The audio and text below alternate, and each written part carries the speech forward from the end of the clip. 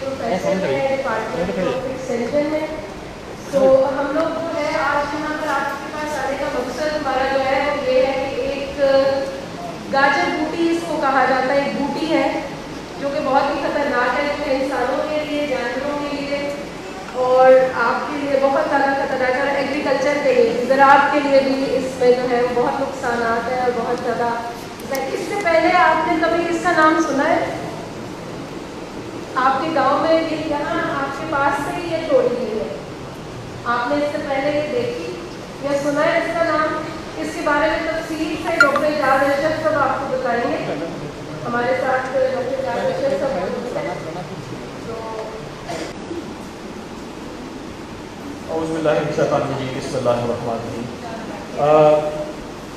मैं अपनी तमाम बहनों को, बेटियों को, बुज़ुर्गों को, दोस्तों को, भाइयों को खुशामदीद कहता हूँ आज के इस सेमिनार के अंदर। पंजाबी में गल करांगा तो मेरा ख्याल ज़्यादा तुहानूं समझ आ जाएगी, आसानी होएगी तुहानूं मेरी गल समझण दे विच। मेरा मतलब फैसलाबाद एग्रीकल्चर यूनिवर्सिटी का हैगा, मैं उत्थे 20 साल तो पढ़ा रहा और पढ़ने के अलावा कुछ लोगों वास्ते कोशिश करी थोड़ा बहुत तबलीग का काम नहीं कर लिया। तबलीग ये होंगी है कि जिस तरह अच्छी गल किसी को दसीए जिसके किसी का फायदा हो सके, थोड़ी बहुत कोशिश ये भी असीं कर रही है। और अज इतने आने का मकसद यही है कि कोई ऐसी गल तो दसी जाए जिससे साढ़े माशरे के साढ़े लोगों के बेहतरी आ सके, असी मुख्य जोड़े साढ़े मसाइल ने उनको अपनी जांच ला सकीए। जिस तरह मैं दसा, मैं पिछले 20 साल तो पढ़ा रहा हाँ एग्रीकल्चर यूनिवर्सिटी तो कोशिश करी लोगों के नाल मुलाकात की जाए। मैं इसे ही सिलसिले में तकरीबन पूरे पाकिस्तान में जा चुके हाँ और लोगों को मिल चुके हाँ। इस तरह सेमिनार किए हैं। अज जिस तरह मैडम ने दसिया इनू असीं कहते हैं गाजर बूटी। यह तुहाडे सामने इसका पौधा रखा भी है, यह सामने ग्राउंड के पौधा लग्या भी है और एक ऐसी चीज़ हैगी है साढ़े माशरे के जोड़े साढ़े चारों तरफ फैली हुई है, साढ़े इर्द गिर्द है, लेकिन सानू उसके बारे पता नहीं है। उसी गल लैके मैं तकरीबन पिछले 6 महीने तो जिस तरह मैं दसिया कि मैं पूरे पाकिस्तान के चारों सूबे मैं गया मुख्तलिफ जाके इस तरह के सेमिनार लोगों ने किए हैं, टैलीविजन के उत्ते, रेडियो के उत्ते, अखबारों के उत्ते। पूरी असी अलहमदुलिल्लाह कोशिश कर रहे हैं कि ताकि अपनी इस मालूमात को जोड़ा है असी लोगों तक पहुँचाया जा सके।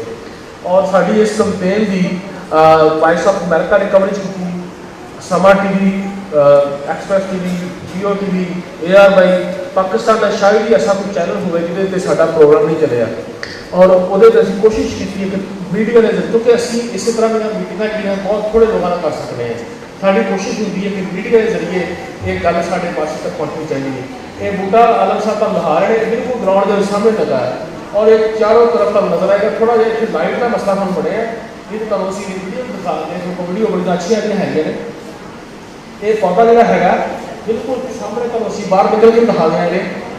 कोई पाकिस्तान का ऐसा पिंड नहीं है, कोई ऐसा इलाका नहीं है, कोई ऐसा शहर नहीं है जिथे तुहानूं इहदा बूटा नहीं मिलेगा। और ये बूटा इस टाइम इंडिया तो चलिया और इस टाइम कराची तक जो है तुहानूं हर सड़क के किनारे, हर खाल के उत्ते, हर नहर के किनारे, हर शहर के मिलेगा। तुसीं लाहौर शहर चले जाओगे तुहानूं शहर का बूटा मिलेगा, फैसलाबाद शहर में तुहानूं इहदा बूटा मिलेगा। कोई जगह नहीं छड़ी जिथे नहीं पहुँच चुके हैं। ये मसले की है, सानू की नुकसान है, तुहानूं की नुकसान है, ये थोड़ा जहा मैं तुहानूं दसना चाहता सी। अज इत्थे आउण दा मकसद की है कि तुहानूं दस्सिया जाए कि ये नुकसान की है जिहदे नाल सानू साडी फसलों को, साडे जानवरों को नुकसान पहुँच सकता है। इस तरह मैं दस्सिया कि एक बूटा अज तो कोई 40-50 साल पहले इंडिया आया। इंडिया के पानी के जरिए, सैलाब के जरिए, पानी के जरिए, दरियावां के जरिए वो पाकिस्तान पहुँच गया और तकरीबन कोई 40 साल पहले वो पाकिस्तान को पता लगा बूटा आ गया और आहिस्ता आहिस्ता ये अगे तुरता गया और फैलता गया। इस टाइम सूरत हाल ये हैगी है कि पाकिस्तान के तकरीबन शायद ही जिस मैं दसा कोई इलाका हो जाए तो बचा हो। और इस बूटे में नुकसान की है, आम तौर पर बूटिया दरख्त लाओ, पौधे लगाओ, वो फायदे भी होंगे हैं, लेकिन जिस तरह सारे बंदे चंगे नहीं होंगे, सारे जानवर भी चंगे नहीं होंगे, सारे बूटे भी चंगे नहीं होंगे। असल होंदा है कि जो बूटा किते ਹੁੰਦਾ हो सकता वा अपनी जो असल जगह तो जिसने हो जाएगा उत्थे नुकसान कर सकता हो। इस बूटे के नाल कितना चीज़ा नुकसान है। सब तो पहला खतरा इहदा साडी सेहत नूं हैगा। साडी सेहत नूं सब तो बड़ा खतरा इस बूटे तो हैगा। इत्थे असीं साडे कोल किताबचे भी पए किताबचा का पॉम्फलेट दिखा रहा। ये अभी इसके पॉम्फलेट जो है हम आपको देखे इन पॉम्फलेट के इहदे ते लिखा है बड़ा क्लीयर। मेरे को इस टाइम जिस तरह मैं दसिया कि मैं पिछले 6 महीने तो कंपेन कर लिया। मेरे को इस टाइम ऐसे 20 या 40-50 के करीब लोग ऐसे मौजूद ने जिहड़े मैनूं खुद दस चुके हैं। कल मैनूं एक वीडियो कॉल आई है WhatsApp के उत्ते एक मैसेज आया मैनूं एक प्रोफैसर का कि किसी कॉलेज के विच एक बंदा मैनूं कहा सी कि इहदे लागे नहीं जाना, लेकिन वो गया उहदे खारिश अखां दे विच और चेहरे दे विच और हत्थां ते खारिश और उन्होंने कह लो कि इन्फैक्शन जी है जी वो फैल गई। और दूसरा ये सब तो बड़ा मसला जो आ रहा है साह का मसला आ रहा है। साह की बीमारी मेरे बहुत सारे दोस्त भैन बुजुर्ग इस शायद कन्फर्म करेंगे कि एलर्जी की बीमारी वक्त के नाल वध रही है। पहलों ये किसी वक्त इन्नी ज़्यादा नहीं सी होंदी, ਉਹਦੀਆਂ बहुत सारिया वजूहत भी होंदियां होंगियां, लेकिन सब नो एक और जी सब नो वड्डी वजह साडे पिंडां विच खास तौर पर सामने आ रही है, वो आ रही है पार्थीनियम गाजर बूटी जो असीं कहते हैं। ये मसला ये हैगा कैमिकल। उस कैमिकल को जो असीं टच करांगे वो साडे हत्थ के उत्ते एलर्जी करेगा और नहीं भी टच करांगे ये जिहड़े फुੱਲ ने ਉਹਦੇ ਵਿੱਚ ऐसे रेशे मौजूद ने कि जिहड़ी साह की नाली के नाल सानू साह के मसले पैदा कर सकते साढ़े वास्ते। और ये हो रहा है इस्लामाबाद के एक एलर्जी सेंटर हैगा। मैनू अज तो चंद साल पहले उत्थे जाना पिया अपनी किसी अजीज की दवाई लैन वास्ते। यकीन करो कि मैं भी उत्थे पहुंचा कि हज़ारा लोग उत्थे पहुंचे सुबह सुबह और दसते हैं कि रोज़ सूरत यही होंगी है कि उत्थे लोग साह की बीमारी वास्ते एलर्जी की बीमारी वास्ते दवाई लैन पहुंचे हैं। और वो सब लोग बड़ी वजह आ रही है जिसके बारे साढ़े लोगों को पता ही नहीं है वो पार्थीनियम या गाजर बूटी हैगी है। और मैं अज ही मैं दसागा तुम अज ही जाके अपने चक्क में जिथे भी जाओगे रास्ते में देखोगे तो इस बूटे की पहचान हो जाएगी। और ऐसा दुश्मन है जो साढ़े चारों तरफ हैगा, लेकिन सानू पता नहीं हैगा कि ये सानू की नुकसान हैगा। तो सब तो पहला मैं दसिया तुहानू कि जिहड़ा नुकसान इस बूटे तो पहुँच रहा है वो हैगा साड़ी सेहत में। एलर्जी साड़ी अखां दे विच हत्थां दे उत्ते साडे जिसम दे उत्ते और साड़ी साह में ये तिन्ना चीज़ों का खतरा दिन ब दिन बढ़ रहा है। अक्सर लोग मेरे बहस करते हैं कि एक बूटा पता नहीं कदों का सीगा, तो मैं तुहानू दसना चाहांगा कि यह बूटा साडे इत्थे बहुत पुराना बूटा नहीं हैगा। असल जिस तरह एक फैमिली होंदी ना, फैमिली में जी होंदे ने वो जीवां की शक्ल आपस में मिलती होंदी है, आवाज़ मिलती होंदी है। इस तरह इस फैमिली के विच पौदियां दी भी फैमिलियां होंदियां ने, ਉਹਦੇ ਵਿੱਚ हज़ारा पौधे ने, हज़ारा पौधे एक मिलते जुलते हैं। लेकिन ये जो पौधा ये ऐसी चीज़ हैगी है कि जिहदे नाल साडी सेहत को खतरा है। और साह दी बीमारियां जिस तरह दस्सिया कि बढ़ आहिस्ता आहिस्ता एलर्जी की बीमारियां साडे अखां दी इन्फैक्शन वो बायस बन रहा है ये बूटा। दूसरा जो नुकसान जो हो रहा है इस बूटे में सलाहियत मौजूद है। जिस तरह होंदा ना किसी इलाके में तगड़ा बंदा हो वो तगड़ा बंदा छोटे दबा लेगा, अगर वो तो तगड़ा आएगा वो दबा लेगा। इसी तरह इस बूटे पौधे के विच एक कुदरत ने एक सलाहियत मौजूद है कि एक दूसरे पौधे को दबा लेगा। एक बूटा आएगा जिथे 100 बूटे लगे ने, एक साल के बाद वो 100 बूटे 5 रह जाएंगे तो ये बूटा 200 हो जाएगा। ये एक पौधे के उत्ते 25 तो 30 हज़ार बीज लगते हैं एक पौधे के उत्ते। शायद किसी होर पौधे के इन्हें बीज लगते हो, 25 तो 30 हज़ार, कुछ का थावां कहते 70 हज़ार बीज भी लगता है। जिथे यह बीज डिगना है उन्हें जाल बिछा देना। अभी देखा होगा इस दफा सर्दी बहुत ज़्यादा पई है, टकाव सर्दी पई है, लेकिन इस बूटे इन्नी सख्त जान है कि इस सर्दी ने हर शायद मार्केट भी खोले ने, लेकिन इनू कख नहीं होया। सारा साल इसकी पैदावार जारी होती है, सख्त गर्मी के सख्त सर्दी के इनू कुछ नहीं होता और इसकी पैदावार बढ़ती रहती। और इन्हें छोटा जहा बच्चा होगा तो उन्हें थले बीज सुट्टे शुरू कर देना। वो बीज इन्हें सुटता कि जिहड़ा उत्थे बूटा लगा होगा उस बूटे को ये दबा लेंदा, उन्हें बूटे दबा लेना। साडियां नहरां किसी वक्त दे विच चरागाह दे तौर पर समाप्त हो गई, जिथे लोग अपनी भेडां बकरियां गावां मझां चराउण लग जांदे सीगे, लेकिन आहिस्ता आहिस्ता की होया उत्थे इहदा कब्जा हो गया। साडियां इस्लामाबाद दे विच साडी जिहड़ी कुदरती चरागाह सी जिथे लोग अपने भेडां बकरियां चराउंदे सीगे, उत्थे इहदा कब्जा हो गया और साडी जिहड़ी दूसरे पौधे सीगे उन्होंने ये खत्म कर रहे हैं और ये बढ़ रहा है। ए सामने ग्राउंड के विच बूटे लगे ने, इसलिए बूटा उत्थे ही पटिया है।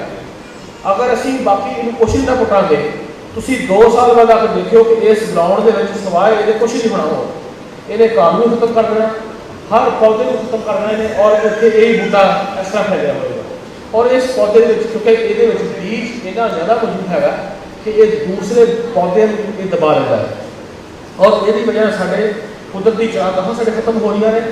और दूसरा जो फिर हो की गया है, असी साढ़े लोग देखो बहुत सारिया डॉक्यूमेंट्स मौजूद हैं कि लोग अपन भेडां बकरियां जानवरों को ये खिला रहे हैं। आम तौर पर तासर है कि ये जानवर नहीं खाते, लेकिन हूँ हो ना गया वा तो मैनू खुद मेरा खुद एक जिमीदार भरा ने कदर का खुद जिमीदार करने ये इन्हों तो वध गया कि लोग पट्ठियां के ही वढ़ के कुतर के अपने जानवरों को पाल दें।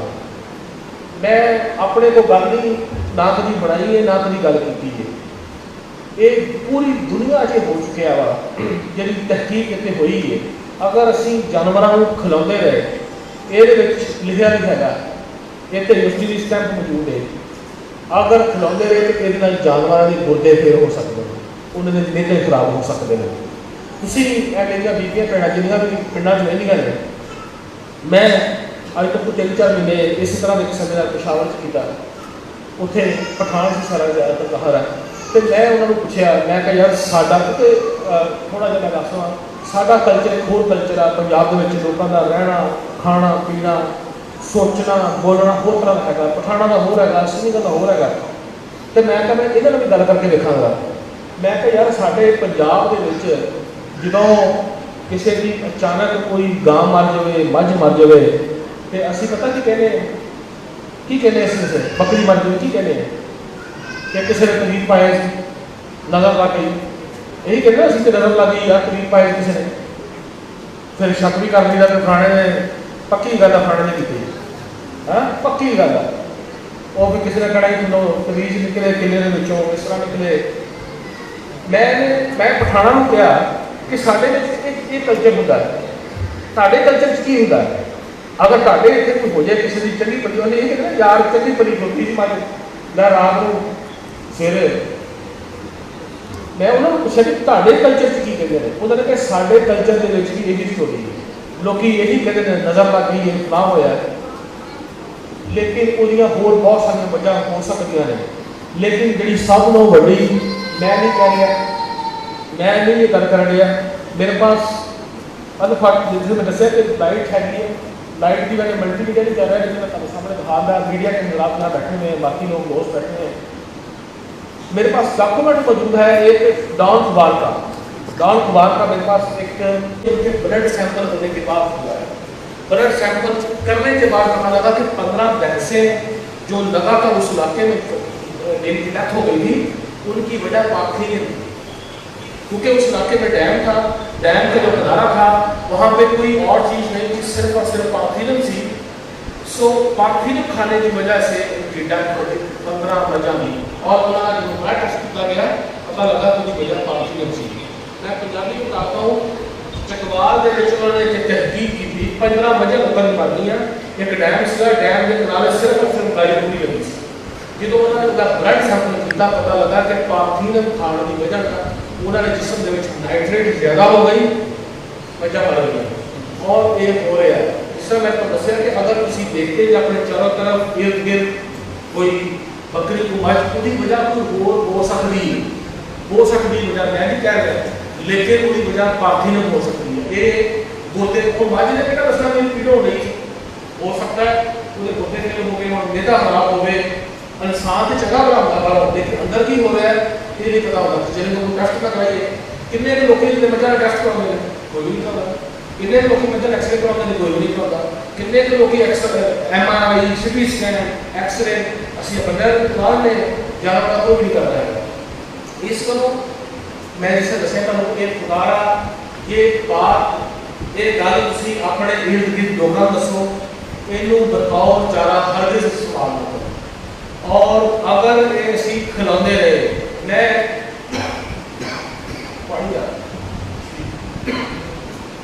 ये इंडिया क्योंकि 40-50 साल पहले आ गया इसका तहकीक जी हुई है, ये पता लगा कि अगर असी 30-40% खिलाते रहे, 30-40% खिलाते रहे, ये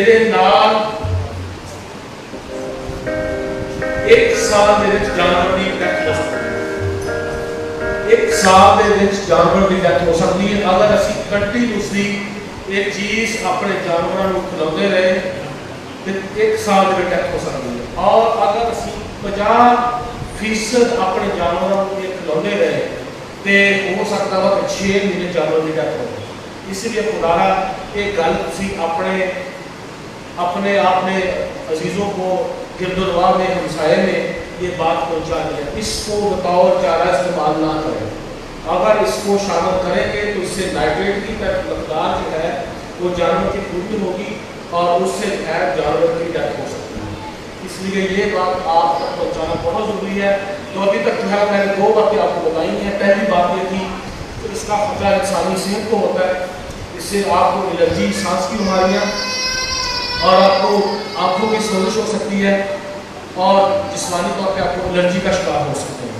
और दूसरी चीज़ मैंने बताई है वो इसका बतौर चारे का इस्तेमाल जो जानवरों को हम लोग कराते हैं, इसका इस्तेमाल हरगिज़ न करें आप लोग। तीसरी चीज़ जो इसके साथ जुड़ी हुई है वो है एक पूरी दुनिया जैसे मैंने दसिया कि सच हो चुकी है कि अगर एक पौधा देखा होगा, आज ही जाके देखियो सड़कों के किनारे, खालियां के किनारे, नहरों के किनारे तुहानू मिलेगा। जो ही ये होता है कि आहिस्ता आहिस्ता फसलों में पहुँच जाएगा। लोग की करते हैं कि अपनी फसलों को खत्म कर देंगे, लेकिन बनिया तो खालियां तो उन्हें खत्म नहीं करते।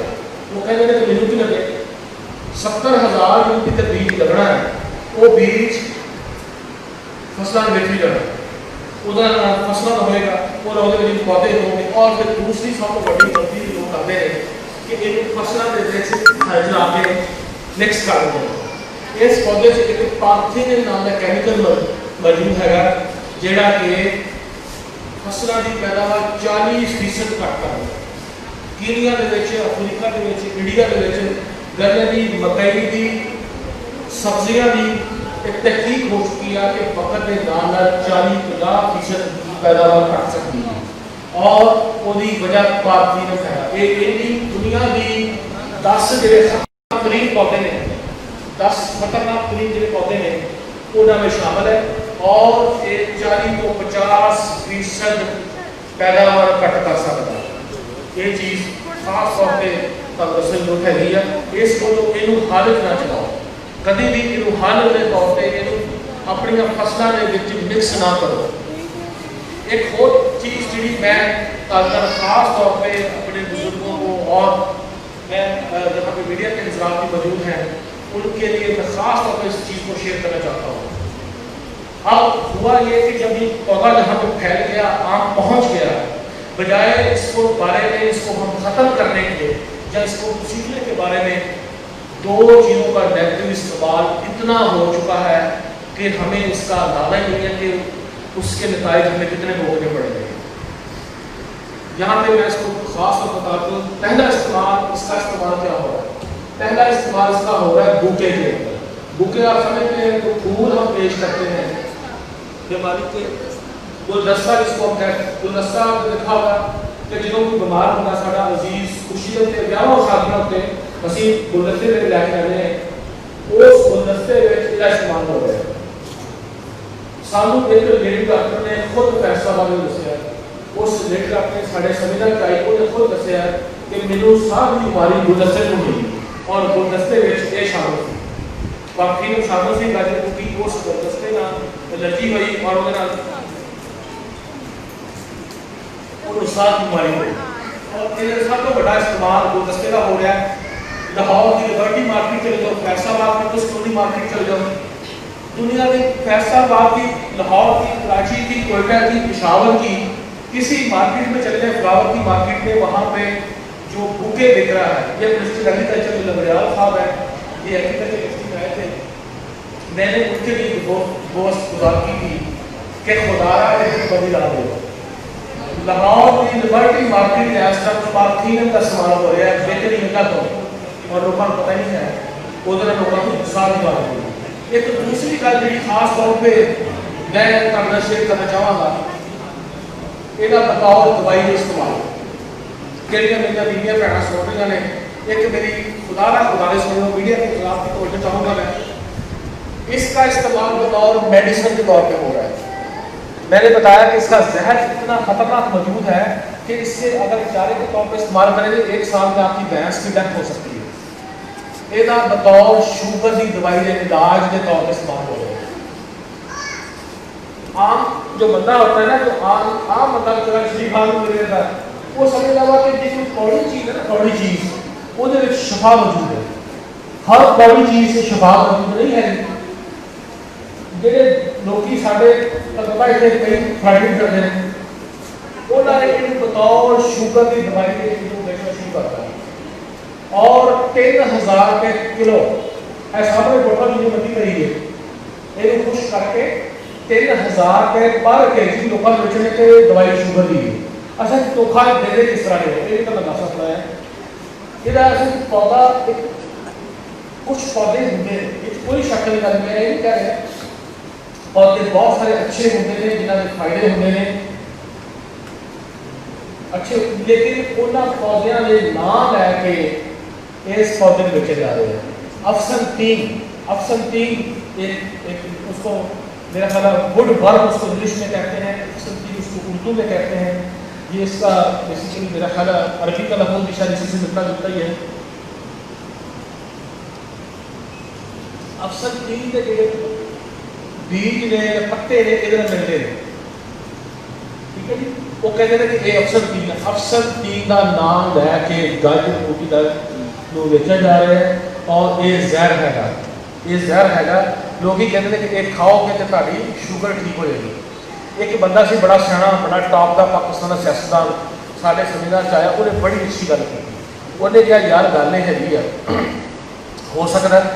हो सकता है कि ये शुगर थोड़ी जी घट हो जाए, लेकिन उस जहर ना ताड़े गुर्दे फेल हो जाए, तुहानूं कोई होर बीमारी लग जाए, ये किनूं पता है।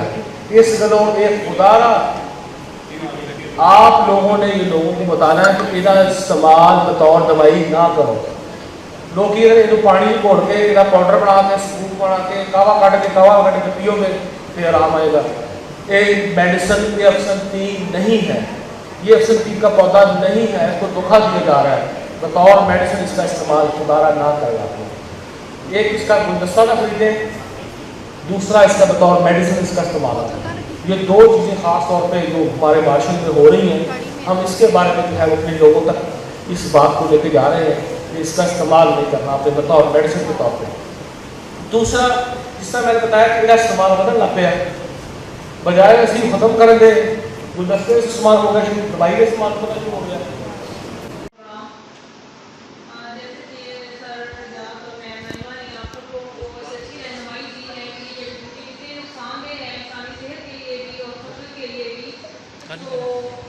उम्मीद करती हूँ कि आप लोग इसका जड़ से उखाड़ेंगे और ये आप लोगों को आगाह किया गया है, इससे आप लोग ये भी अपने और लोगों को भी इसके बारे में